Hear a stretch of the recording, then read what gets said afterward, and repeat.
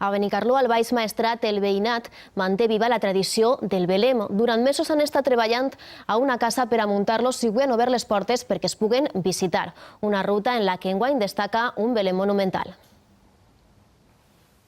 Fa 4 mesos que Mariano treballa perquè la Verge, Sant Josep i el Jesuset ocupen a casa el seu lloc de cada Nadal. Tens que saber d'electricitat, tens que saber de dibuix, inclús hasta de fontanero. Amb materials variats com el poliesterè, la fusta, la pedra o la vegetació natural, 23 pessebristes de Benicarló sorprenen veïns i veïnes amb una ruta de diferents naixements. Cada un li posa el cor i l'ànima, i si un posa cor i ànima, preciós.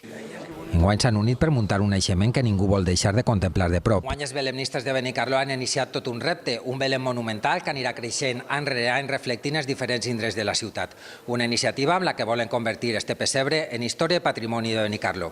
Un Belém en edificis característics del poble, emblemàtics, que tota la gent coneix. Una afició altruista amb què mantenen viva una de les tradicions més antigues de Nadal.